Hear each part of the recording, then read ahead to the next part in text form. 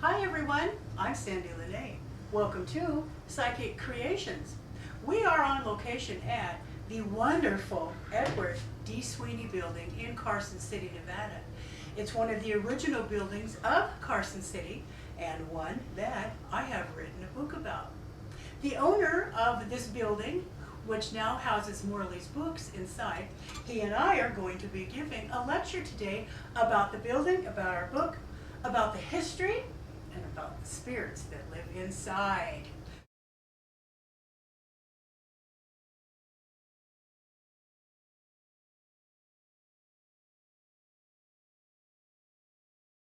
So thank you for joining us, and let's go have some fun.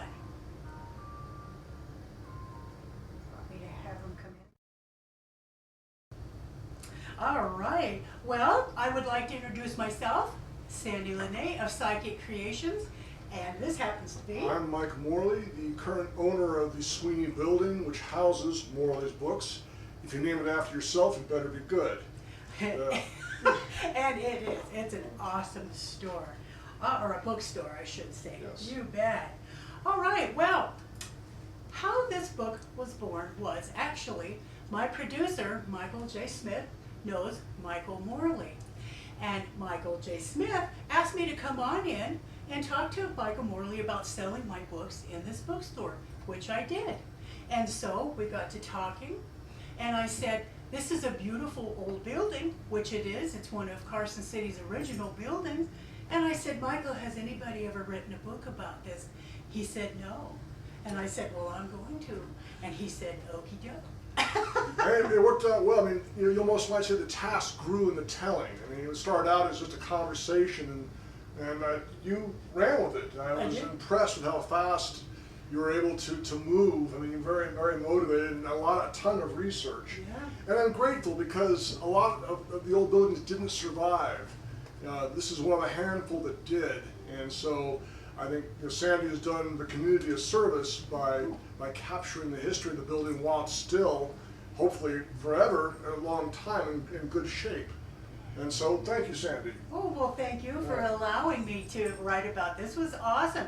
We had some really good history and information and research done by Nevada Historical Society's docent, Arline La Ferry. She was very instrumental in a lot of the history of this building. So, all right. Well, the book was born actually in February of 2015. So, yay! Very cool.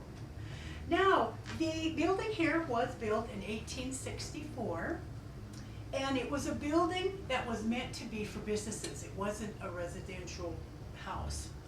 It was used that way later on in years. Yes, the original intent was the Wells Fargo building, not the bank, which came some 20 or 30 years later, but a livery, a hotel, dry goods. This was the stagecoach stop when you came into Carson. If you look at the old pictures, I think you have one in the book. You can actually read dry goods. But it is one of the original buildings. This is ground zero for downtown, the old downtown Carson City, and it's well, I won't jump ahead. Oh, well, that's okay. That's all right, because this happened to be the most prominent corner in Carson City. Yes, this was once the main drag. This was once the center of Carson City. Mm-hmm. And actually, the road to the north of us was once called the Lincoln Highway. And that went all the way up to Lake Tahoe, and it went like this. So that's awesome. And actually, the road that is to the north, the east of us, that was actually called Ormsby Street at one time. Yes. I think in the 50s it changed to Curry. It did. They moved Ormsby Street about a mile up off King. Yeah. Yeah. Moving all the streets around, just like they used to do with old houses way back when, too.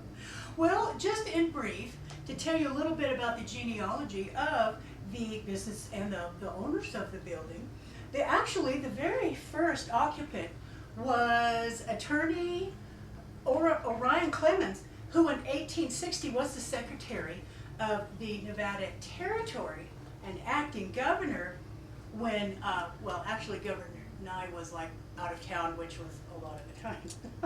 He liked to go back east and spend a lot of time with his family. And then, as Michael was staying, was a Wells Fargo office. And then in, let's see, December of 1965 to December of 1867, did I say 1965? 1865, we knew what you meant. Yeah, It's around all right. 100 years in the time warp here. Anyway, Governor Henry Blasdale used this office, and it was rented for $50 a month through the state of Nevada. So that's pretty cool. That was probably a lot of money. In then. those days it was. Then, following, it was the CP Railroad Law Office, Land Use Office. So that was interesting to have that in here. Very, very different and lots of different varieties of owners that were in the building and using it. Now this is very exciting because in 1870, the famous portrait artist, Cyrus B. McClellan, had his studio here. This happens to be one of his famous pictures, and it was called Indian Family, and he painted this in 1881. All right, then next, now this is really, whoop, did I go the right way? Yes, I did. Did I go the right way? Yeah, I did, okay. I'm doing this backwards. In 1871, the territorial era attorney, Patrick Henry Clayton, had his office in this building, okay? Now, I want to show you something that's a piece of trivia. See this tomb here? In 1997, Patrick Henry Clayton and his wife, who are interred in this tomb, had their skulls taken. And they were brought back. And when they were brought back, when they were found, there's some people at Virginia City that thought it might be nice to have their skulls to use in rituals. So when they brought it back, then they put irons all over the doors so they couldn't get into the tomb. That's funny. All right. Then in 1875, the post office was here for a brief time while it was being built in the archive building that sits next to the Carson City Nugget now. Yeah. How did you find that bit of information out? About That was the post office. What was it in the records, or did? it was in some piece of file paper, something that I had. Okay. And it was only here for like maybe 3, 4, 5 months tops. Yeah, they moved in here. Oh, I'm sorry. You know what it was? It was a paper. It was a paper article. Okay. And it said, actually, it said they moved in here for the brief time while that was being built. So 3, 4, 5 months, however long it took them, Good to digging. build Yeah. that. Yeah. Oh, I dug good. Yeah. All right. Now, there was a time, we're not really sure, but there was a time that around in 1879, there was a brothel here. And if you go out into the front room, the front entrance, you will see a swatch of the red flood wallpaper that was in here. Yeah, I lit that so people could see it. When I first acquired the building in 2011, the whole lower story, including this room, was done in this, bordello red wallpaper. You can't live with it. It's like looking at an Escher drawing. But I did want to leave one section so people could sort of envision what it looked like. Yeah, it's real pretty. It's real pretty. All right. Now, in November 5th of 1894, the lot and the surrounding properties was deeded over to Father Minogue of St. Mary's Hospital, and church, St. Mary's Hospital too, fame. Okay? That was interesting. I did not realize that he owned this. But not long after, in July 18, 1898, it was sold. The property was sold due to delinquent taxes. So he didn't have that, he didn't have that very long here. But it was kind of interesting that he had interests in Virginia City and then, buildings here in Carson too. I guess he was all over the place, to tell you the truth. All right. Now, this was very interesting. When was it sold? Let me see. In 1878, Edward Sweeney sold it to Father Minogue, and then he brought it back. Where did I find that? Let's see. He bought the building back to he deeded it to his son, which is James G. Sweeney. He deeded it to his son in 1915. Now, he's a very interesting person because James Sweeney, son of Edward D. Sweeney, was the youngest Attorney General ever admitted to the United States to this day. He was only 24 years old when he was elected. The man was very smart. You can read all about him in this book, and everything that we've been talking about is written in this book, of course, in more extensive than what we're speaking of now. Whoop, I'm sorry. And there he is right there. He was only 24, and here he's sitting right here on this side, the youngest elected Attorney General to this date. That's pretty cool, isn't it? Okay. Then, in 1917, the Chief Northern Nevada Train Dispatcher, D.S. Morgan, he owned this building. Hasn't there been a nice variety, you know, of different store owners, people that have rented and leased a place? So, and that's a cool train, like Sheldon on Big Bang Theory would say. Now here, it gets real interesting. This is William and Emma King. And when they owned the building for quite some time, actually from 1919 to 1944. Now, in honor of William, they changed the name of the street that is to the north of the store from Lincoln Highway to King Street. And you will also see a beautiful window in the front room that's facing north. Now, that was put in, I believe it was put in for Mrs. Emma King, because she was a real noted seamstress. And she had the window put in, actually it came from a pharmacy that was across the street. And then later on in the 50s, the street out here, which was Ormsby, was named to Curry. So lots of changes, like Michael was mentioning earlier. Yeah, probably in 1953 it was Curry, so sometime between 44 and 53 it changed. Okay, awesome. So the Kings owned it for quite some time, and then, let me see, they changed it. Now, what was happening was, attorney Gary Sharon purchased the property in 1968, and he did extensive renovations to this building because it was getting to be so run down, dilapidated, and in fact, you had a woman come in. You know, I've had several people who lived here from the 20s through the 50s, and at one point, the southeast corner roof had caved in. You couldn't live on that side of the building. But there was always, there were people living here all through, but it was Gary who pretty much, I think, saved the building from being condemned. He put the money in. I believe he rebuilt the foundation.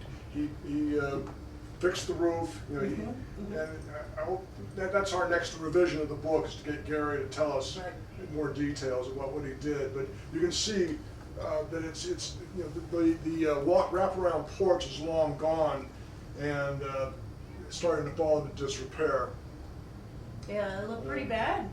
And by what your customers described it, it was, well, pretty unlivable. Well, yeah, well, that's the one lady who lived here said, you know, that you know, that half of the top story was closed off. Oh, that's pretty bad. So, but look at it now. It's beautiful. It's beautiful. Yeah. All right. And then after that, Robert and Catherine Pollock. Yeah, Bob and Katie Pollock. Okay. Yeah. Okay, they owned it briefly in the 1990s.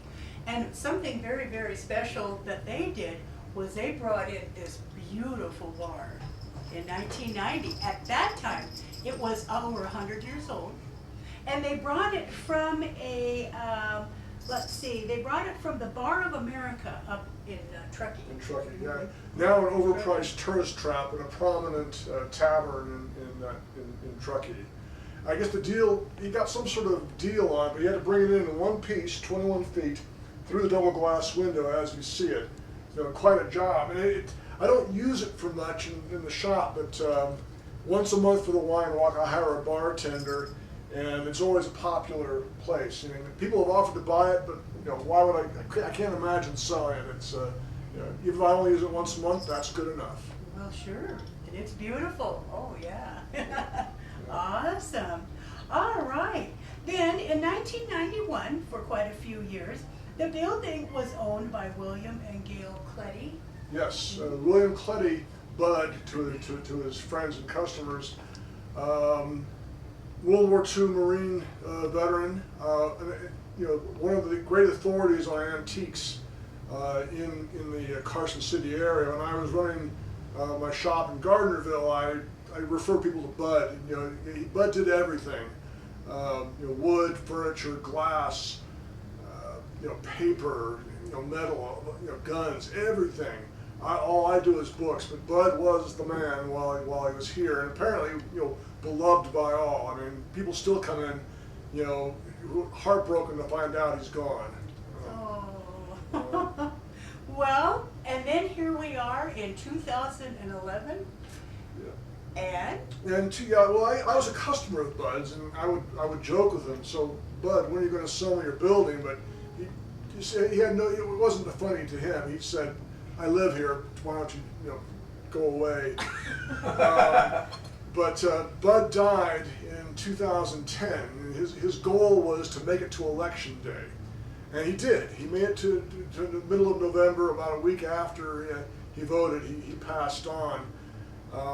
And Bill Jenkins, the gentleman next door who runs Comstock Books, who went to that property also was associated with this property, called me and said, "Mike, the building will be for sale. If you're interested, now is the time." And as the saying goes, be careful what you ask for, you may get it. And I bought the building from the Clettys, Scott Cletty, the son, and we did it on a handshake deal. I don't recommend that, but we both were acting in good faith, so it worked out okay. They're still, Scott, and family are still around. The Pollocks are still around, by the way. So, and so is Gary Sheeran, he's older now, but Gary's still with us.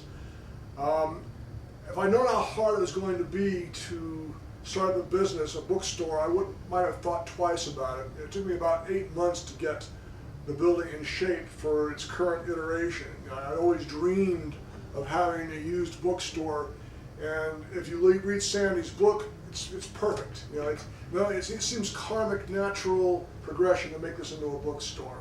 And I'm happy to be here and continue the tradition, my predecessors, and keeping this as a prominent bit of local history. And thank you again for helping with that task. Well, sure. Yeah. Well, can you tell our viewers how you got interested in a bookstore? Well, my wife and I used to travel around the country looking at all the used bookstores, and we would travel America to see its bookstores, and we always thought this would be our retirement. And we had an idea of what we wanted. Every bookstore we go in, we'd say, well, we like this, we don't like that. But we always thought this building was built to be a used bookstore. And so again, my wife passed in 2008. She didn't live to see this, but a lot of our ideas, we incorporated in the design. Many people contributed to the layout. I hired an interior decorator to replace that lovely red Bordello wallpaper. You can see around it, it's easier to live with the faux olds, my designer called it. This is just a visual that fits into Carson City. It just gives it, keeps the charm and the history of the building alive. Yeah. And you've done wonderful with it. Well, thank you. This building loves you. I could just feel it. This building loves you. Well, the vibe is good. It has, I think whatever spirits here are fairly benevolent. I mean, just once in a while books get shifted around. I can't tell if it's staff or customers or the ghosts saying, "Well, we need to put that over there." Right. Yeah. Oh, fun. Well, now that's all right. Well, just briefly a little bit about me. My very first book actually wasn't written until 2007, and it was called Finville Investigators, and it was 27 of our stories of different places that we'd investigated. Now, before that, I was a published poet in different magazines and newspapers and different books, But outside of that, throughout my life, I just didn't have time to write books, but now I do. And you'll love this one, if I can say so. Everything that Michael and I have talked about, and further what we're going to be talking about, is all written in this book. You can purchase it online at my website, which is www.sandypsychicstones, or you can purchase it right here at Morley's Books. Yep. You got a large credit built up. Your daughter will have a field day. That's right, I do. Well, I thank you for that. All right.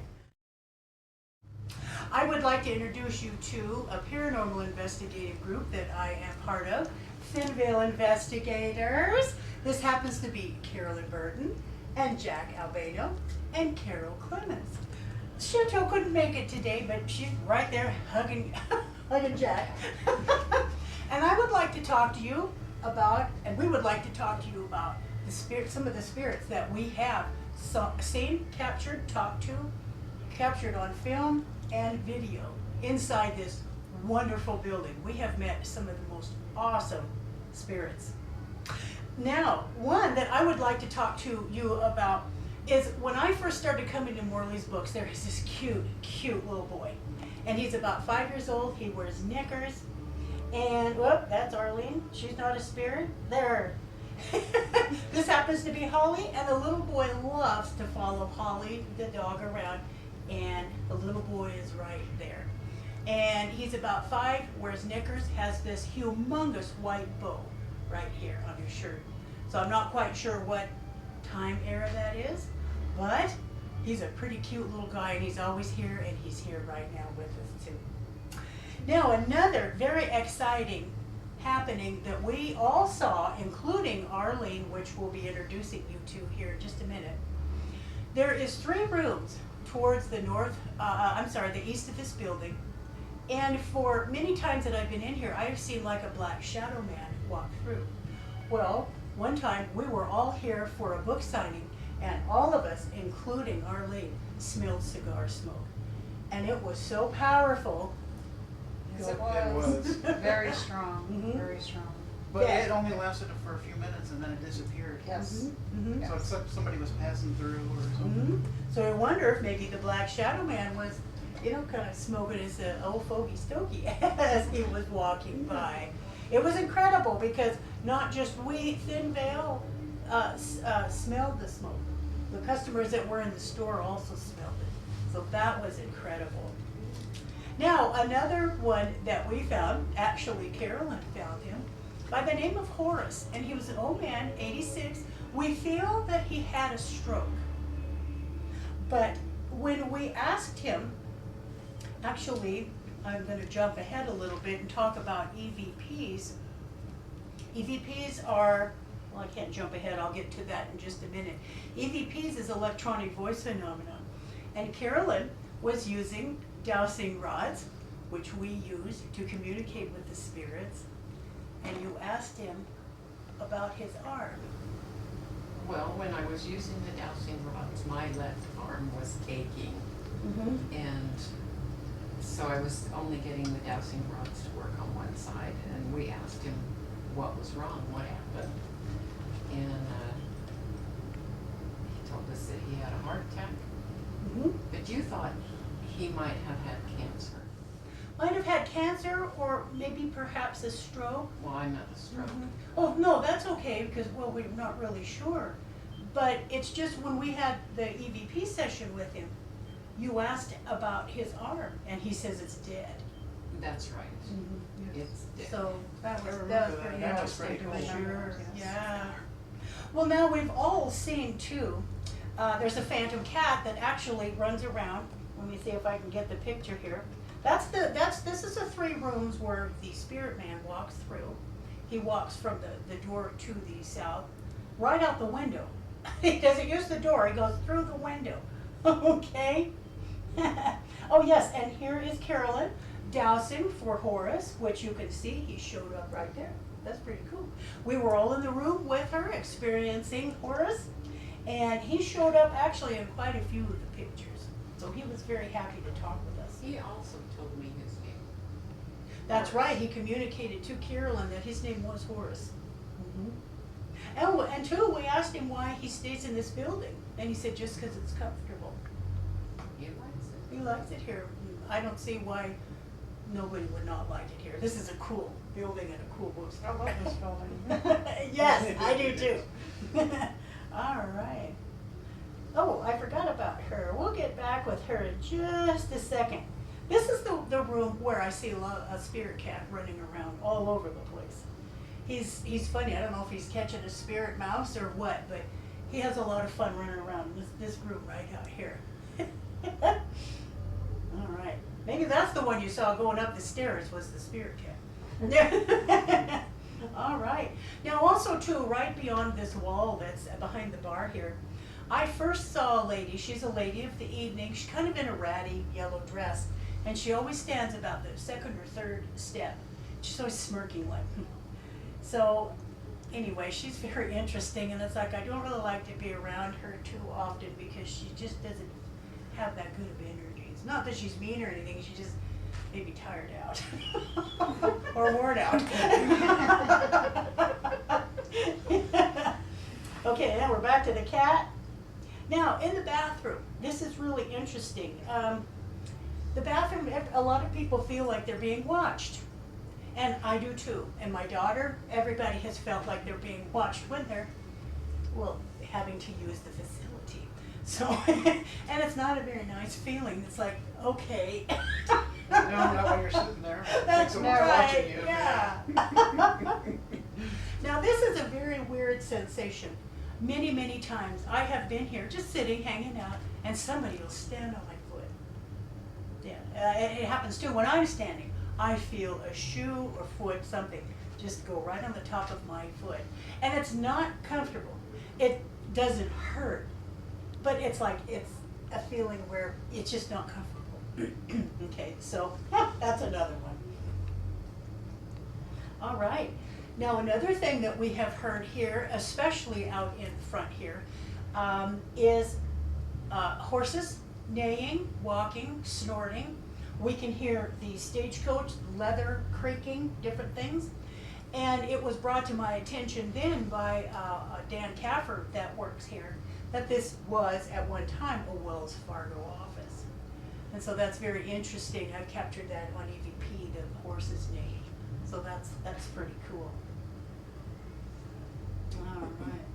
Now there's a storage room in here, and this is very interesting too because customers that have gone back in there who have it's kind of like a room that goes into a room that goes into a room in this building, and so they'll accidentally meander into the storage room, and they will come back out, and I have heard them say, "Oh, there's something not right in there."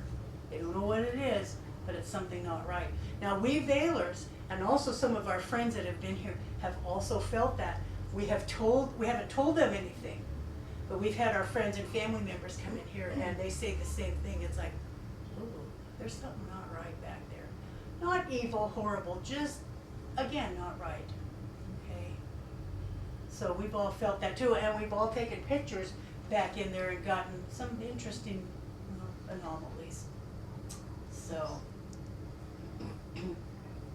now this is really interesting. Right here in this room, in the bar room, many, many, many times, I have seen a man that looks like he's dressed in 1960s clothing. He's got the short sleeve white shirt, the narrow tie, the real tight fit pants, and he just sits here and smiles. Sometimes he's looking out the window and he's smiling. And I've tried to communicate with him because, as you know, I have an ability where I can see those that have crossed over. He never talks, but he'll just sit there and smile. I don't even know if he's drinking or not, but he just likes to sit here. And that's pretty cool. All right, now the basement. I'm going to let them tell you about the basement because I didn't go in there. What did you guys feel when you went in there? Go ahead, Jack. Well, we really didn't get a lot in the basement. A couple of orbs. It was cool being down there. And I'd like to go back down there, but I didn't really feel too much in there. Okay, yeah. To me, it felt kind of different, like off placement. And to me, it seemed like It went further out than what the small room is down there. Like it extended out at one point. Oh. It felt a lot bigger than what it should have been. In other words, what we saw down there. Well, what would you say the size of it? Like 12 by Maybe a 12 by 20 12 by 20? or 12 by, or at least a 12 by 12. So that's But it's interesting like- that you felt that it was. But it seemed like it was a lot bigger Uh-huh. in some aspects. Yeah. And you one too? point in time. Mhm. Yeah. What did you feel? Like there was more to it. Mhm. That the space we were in was the space we were in, but at one point there was more to it. There was more room in there. Interesting. That's called a spatial anomaly, by the way, where you just feel that things are bigger. Like in the movies, you know, things will move out like that. Yeah. It's called spatial anomaly. So that's interesting that you guys felt that. Yeah, that's pretty cool. And I know Chantel didn't feel very good down there. She didn't want to stay down there. No, she she- wanted to when come she back went 'cause down, she got she sick, was down for kind just- of, and Yeah, She she was wanted to down come for back just a up. short time and she was like, I gotta get out of here. Really? Okay, Yeah, sure, she yeah, I did not remember feel that, good. yeah. Wow, okay. Well, let's see, that's about, well, that's just briefly, so, oh, I forgot about Louisa. Just briefly, some of the anomalies that we have captured here. There's a lot more that are in the book that we Thin Veilers have captured on film, recordings, cool. Now, this is really interesting because we were all in on this. Again, in the staircase, we kept feeling a very, very strong entity. We'll come to find out, it was a teenager, and she at first was very shy, but then she got real chatty. And she was more or less asked to be here at a very young age, not that she liked that kind of life, just the only life that she knew how to live. But she was here, and you can see her here, right above me. I was using dowsing rods to douse her. Everybody got tons of pictures with her orb in there, somewhere, around all of us when we were on the staircase. So that's very interesting that, and she told you guys her name, Louisa. Mm-hmm. Yes. Yeah. Yes, she did. And we could all feel her. Yeah, we could all feel Oh, her in it. yeah, we picked up a lot on the staircase. Yeah. That was a, And we felt like we were being watched all the time. At least I did. oh, I felt sure, like, yeah. I think we caught an EVP. Yeah, we or caught a something few saying that EVPs she- on the. She on said the she was surface. 15 or 16. That's right, that's Yes. right. How interesting, isn't that fun? All right. Okay, now as I was speaking, EVP, electronic voice phenomena, which is ghost speak, we happen to capture a lot of that. And Yes, most, we did. We did. a lot of it is written in the book, but just briefly, as we were talking before, Horace, when Carolyn asked him what was wrong with his arm, he said it's dead. And then we talked about too, about the horse's name, and we could hear the carriages creaking, wheels and the leather creaking. Now, another thing too is, I don't know if we can pick this up here, so I'll add it in when I'm editing, but when we were upstairs is where Michael Morley has his residence. It's a couple of bedrooms, couple of bathrooms, kitchen, dining room, living room, things like that. Well, we were up there, of course, investigating, and all of a sudden when we got home and we were listening to our recording, 3 thunderous knocks, and none of us heard that. In Yep. fact, in the recording, we're all just talking, you know, like we are now, and then all of a sudden behind us, boom, boom, boom. And none of us could hear it. We didn't recognize it because if we did, we would have said something on the recording about it. So I will add that. Now, another time too, this is kind of cute, we were asking, like we do, is there any spirit that would like to talk with us? And one said, not me. So they are comical. Now, I believe that you captured this one, that we were talking about the history of this building, and a female voice came on and said, reminisce. And Yeah, that was that was clear. Yeah, that She was said that. special, yeah. That they know that we're speaking of their time era, and that's nice. Now another one too, this is very interesting. Again, we recorded this, we're kind of talking amongst ourselves, we did not hear this. It's a breathy whistle. It's kind of like, ooh. None of us heard that, but it was captured. So I'll add that in when I'm editing too. I want to thank you, Carol, Jack, Carolyn, for being a part of this wonderful show. It's nice to have you on this side of the camera because normally you're on that side of the camera. That's true. So this is real nice that you are here to join us. The one thing I Uh-huh, wanted to add you was bet. of the EVP of the little boy, Mhm. because that was very distinct and clear. We got him. Actually, you caught him Yes, in I caught the him kitchen in the kitchen upstairs. and stuff because I had taken a picture earlier of the cabinets, and then it was just a little while later I was taking another picture and a lot of the cabinet doors were open, and I was explaining it to Sandie. I says, I have a picture on here. Well, while I'm talking with Sandie, I caught an EVP of the little boy saying, Sandie, Sandie, it was me. That's And, right. I've got to get that EVP from you so I can add it to Yes, the lecture. Yes, and it was, and then he said something else, but it was like kind of muffled. Mhm. I couldn't make that out, and I was like, oh, that was so cool, so I wanted to make sure I shared that again with Yeah, you, because that was like one of the best that ones was we one of the caught. best ones Yeah. we really Oh, caught. I'm glad you did share that with our Yes. viewers today. Awesome. All right. Well, what I'm going to do is, here we are, Finvale Investigators and Arline. We're going to get Arline in here, and we are going to speak with her briefly.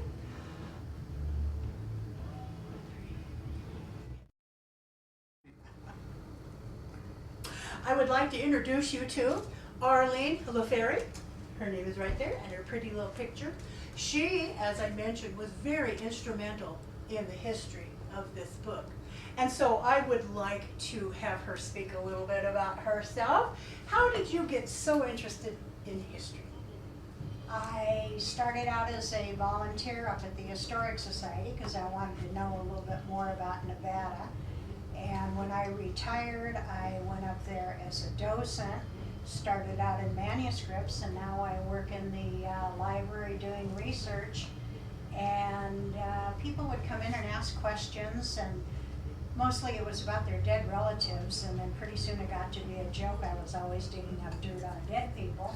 So consequently, I started doing a lot of research on the Nevada cemeteries, and one thing led to another with the cemeteries. Naturally, it's the local people in the town and everything else. So the next thing I know is here I am all over the place, and I enjoy doing it, and I really have a lot of fun digging up dirt on dead people. Yes, you do. Yes, she does. The book is full of wonderful history that Arline has researched. And how long have you been at the Nevada Historical Society? I went through my docent training in 1984, and then I went through a second set of docent training about 11 years ago. And I'm up there twice a week and working in the library. And in the last 11 years, I've gotten about 5,500 hours under my belt. Yes, you just got an award a couple of months ago for the hours that Yes. you put in. A little dangle on my little name tag. Yes, awesome. Well, you deserve that and so many Thank you. more rewards. Cool. Arline La Ferry, everyone, very instrumental in this and quite a few of my other historic paranormal books that I've written, and what we've written too, which I'm going to boast, are weird books. Yes, and more to come. And more to come. Thank you so much, Arline, for being at the lecture today. Yay!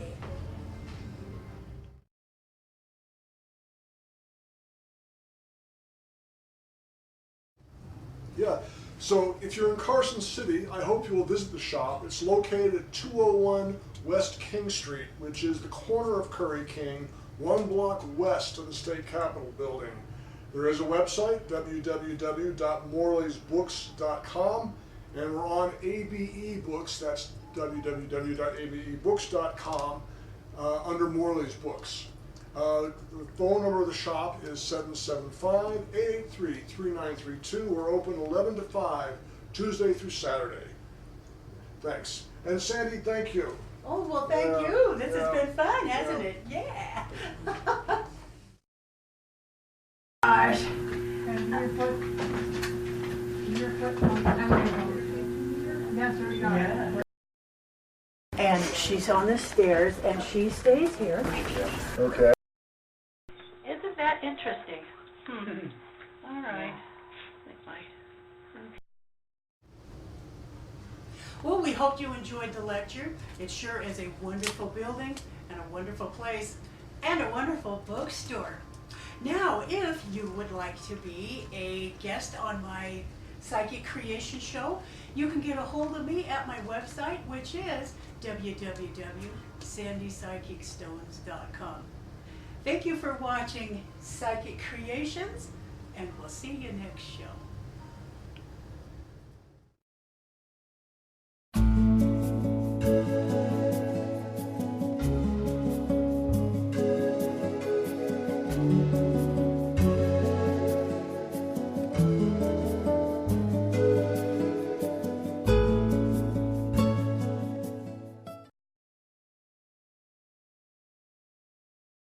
Welcome to Morley's Books. Thanks. Tell me about your store.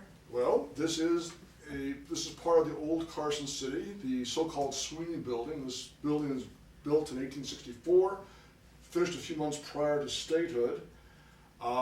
It's in the historic district. This is building that started out as the Wells Fargo livery, not the bank, but we had like a Pony Express stop.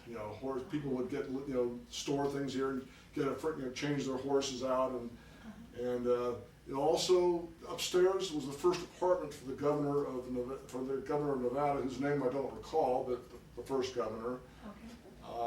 You can see behind you the pictures of the shop and its various stages of life, and the oldest one is that little daguerreotype with the volunteer fire department in front of it. You can see there's nothing around it, so this building has some claim to be the oldest two-story freestanding commercial building in Carson City. It's been this iteration. I've had the store open for 2 years now. Before that, it was an antique store, and before that was a law office. And it's been almost everything you can imagine, I think, since 1864. I imagine every human act known to man has been performed here. This tin ceiling is facsimile from the 70s. Everything here has been remodeled. The only true original architecture left is in the upper attic, where you can find these massive 14 by 14 beams that must have been hauled down from Lake Tahoe. I left that little piece of the wallpaper, which used to be all through the lower story, but after a while it hurts your eyes to look at it. So I left that one little piece so people could see what it looked like, and put in this sort of faux brown, which is easier on the eyes. This is a small shop, about 15,000 books currently on the shelves, meant to be run by one person, although it can be run by 2 people on busy days. The sign out says it's a unique bookstore, and people ask me what makes it unique. I say it's unique because I carry what I want, but that also means I have to, I specialize in Carson history, Sierra Nevada, Gold Rush, Comstock, Western Americana, in addition to literature high points. But I can't. This can't be Barnes and Noble, which still typically house 150,000 books. Right. This is 1/10 the size. So I carry, the subset that I think I can make a living out of and what amuses me. Right. What's in this case here? Well, this is sort of some of the high-end items. Usually of some interest, like there's that first of Clan the Cave Bear. That's the one that put Gene all on a map. It is a signed copy. It's there's a certain magic in having a book that the author had in their hands, especially because she wasn't well known, and that's makes it more interesting because you got her. If you had her sign the book, then she was an up and comer. Exactly. Wow. The book next to that is the high-end book in the store. That is a first edition, first printing of Huckleberry Finn by Mark Twain. And it's been professionally restored, but this is sort of a Twain locale. Orion Clemens once had an office in this building, and so it's probable that Mark Twain has been in this building, although I don't know it. Why mess up a good story with the truth? And so I have a whole shelf for 20 items, but this is the high, that's the high end in the store. Wow. I prefer not to have it walk away, but you also want to display it nicely. I am in the business to sell books. This is not a museum. My working motto is keep the stock moving. Yeah. Here's another interesting item. This is about the Donner Party, and this is a signed copy. Again, it's always interesting when the author has signed a book because you have a little piece of history in your hand. A guy named McClacken. Don't know if it's still widely read. There's a Steinbeck first edition, very reasonable for the starting Steinbeck collector, but I have lots of reading copies. I mean, not everyone in Carson City wants to spend big money on a collectible copy, so I have reading copies. And people still read Cannery Row, Grapes of Wrath, and so on. I read it too when I was a kid. So let's look at the rest of the store. Well, this is the main room where most of the Western Americana books are located. Again, what I carry most is Nevada Anna, and Gold Rush, Comstock, Lake Tahoe, the Sierras, Reno history, Carson history, and we have this categories. We have railroads, although there's Nevada, and this is what most reliably sells. I mean, in a material world, you can't carry everything that amuses you. You actually have to sell a few books. Right. More Western Americana here. Again, notice the ceilings above us. That is facsimile. You can see the real thing in Virginia City or Bodie, but that was the all the rage at one time. The best stuff. You can't see it here, but it's off camera, is under glass to keep it out of the sun. Okay. Nevada is blessed with low humidity, so we don't have to worry too much about humidity damage. And what's this case here? This is a map case, although I store any kind of paper that might amuse you. It is antique. When I first bought it, I found a black widow's nest at the bottom, so you're always a little careful. Yeah. But this, this is the sort of thing people browse. I mean, we have a Marilyn Monroe connection here. Yeah. Lots of Marilyn Monroe books. My wife was a big fan. Of course, they shot The Misfits here in Nevada, so Okay. it remains an enduring theme for. Sure.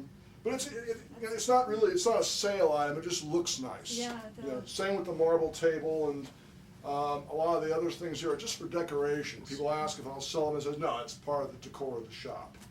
Of course, if anyone offered you enough money, you'd say, well, okay, I guess I'll make an exception. Sure. Behind you, we can walk this way. This is the dollar rack. Everything on the cart is $1, and not everyone wants to spend for fancy collectibles. Sure. And you want to encourage kids especially to read. So I have anything I can't sell after a while goes on the dollar rack. Okay. I'd rather have it get again. My philosophy is keep the stock moving. Yeah. Don't this is a working bookstore, not a museum. And there's few of us enough left. Yeah. Well, and everybody's on a budget too, so Yeah. that's what you seek out a lot of Yeah, times. yeah. This is the second book room.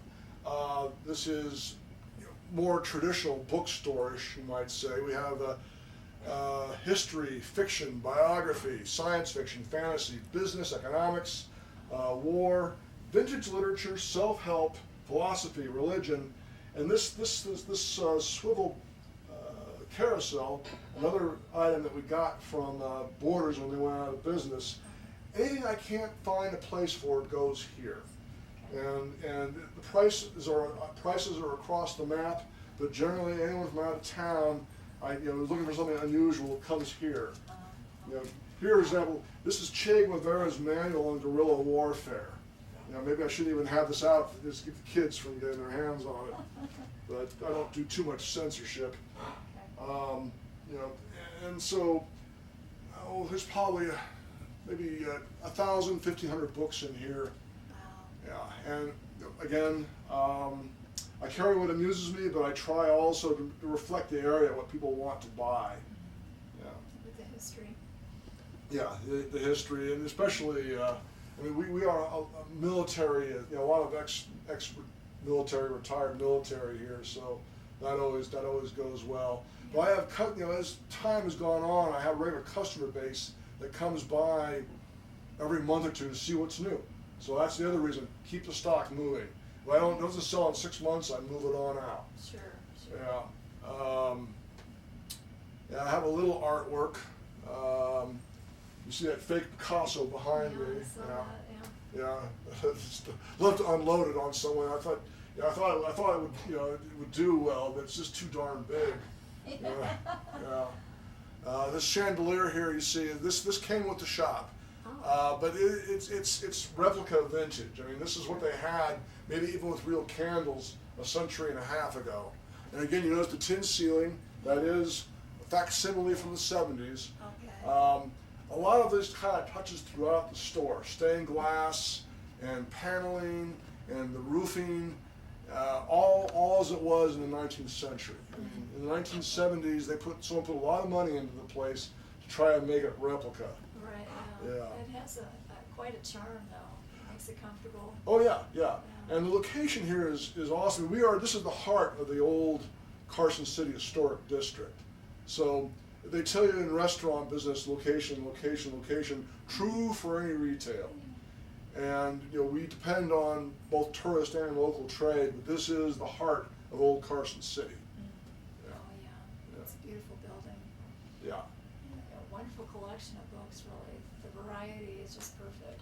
Well, I've been collecting these since the 1980s. And my wife and I used to vacation across the country looking for books. We'd go into some small town, go into a Motel 6, get the phone book. This is pre-cell phone days. Tear out the list of bookstores, and just spend the next day going through them all. And in pre-internet days, we'd ship home by the box. We came to Nevada with 11,000 books. Wow. Yeah, and of course, once people know you're buying books, they come out of the woodwork. Pretty soon nowadays, I turn most books away. My rule now is if I can't sell it, I don't buy it. Okay. But I have a whole room full of mistakes. Books I should not have bought. Or that was our passion. The dream was always to have a shop. Of course, the internet has turned the world upside down in all collectible fields. It's leveled the playing field for buyers and sellers. In the old days, we used to acquire knowledge the hard way. Now you can do 1 or 2 searches on Google and get the same information that you had to spend years to acquire before, which is good and bad. Right. But you have to the natural laws have changed, so you have to evolve with them. Sure. Some of the old-time booksellers have never really embraced the internet, and those are dying out. I mean, Right. Whatever's left of antiquarian bookstores has sort of had to adopt the new technology, and a good portion of that business is now online. Oh, it is. Yeah, Okay. yeah. But again, people still want to handle the books, and Yeah, nothing beats holding it in your hand and really reading. yeah. And some books will never go electronic media. Some of these art books, like the Remington, Right. you're not going to get that kind of artwork Sure. in a handheld tablet. You want to see the gorgeous paper and smell the ink and handle some of the finer print books are art objects in their own right. They're not just books, but they're little works of art. Yeah, I agree. Yeah, and you just don't get that on a Kindle. No, you don't. Yeah. No. And that's not to just. I think the Kindle has its place. Anything that gets people to read is a good thing. I agree.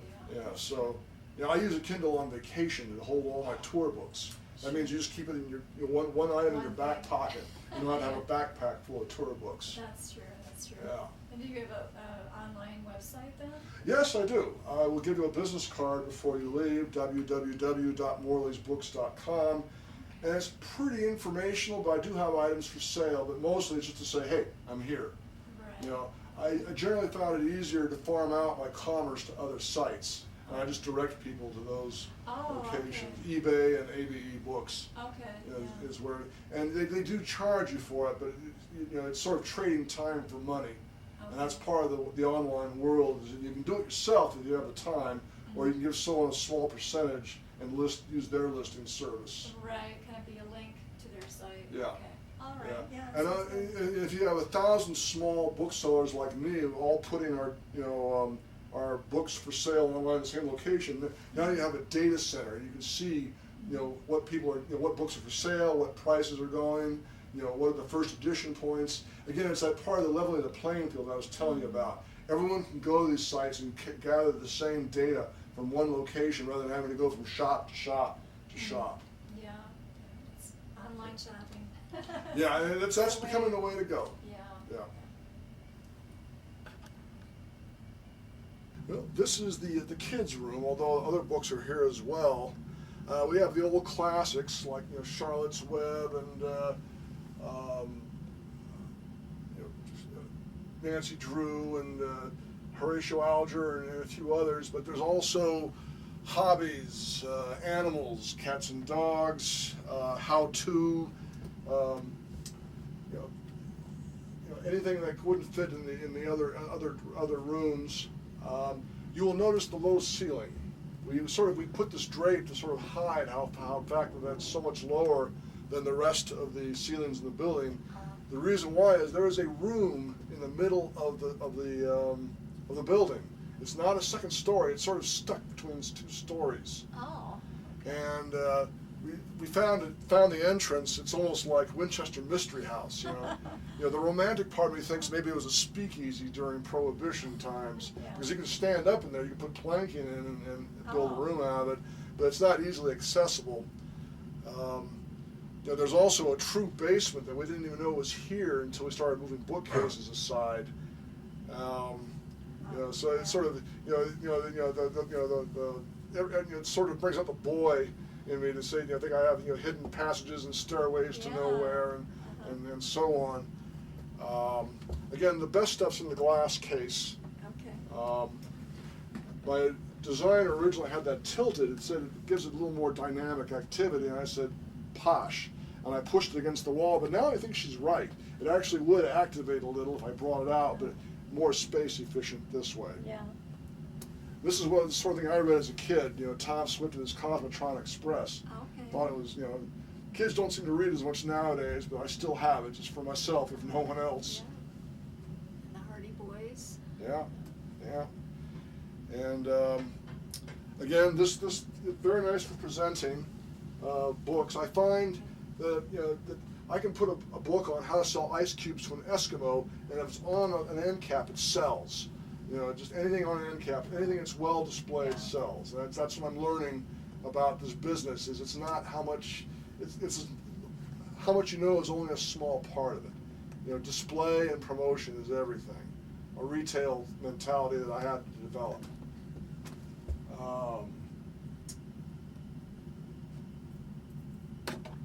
You know, this is the last public room in the Sweeney building. It is a bar. You can see it dominated by Kat, you know, Val, who actually runs the place. The rest of us are staff. We'll let that go. This bar area is 21 feet, and it came from the Bar of America in Truckee, if you are familiar. It is turn of the last century. It's like 1900, 1910.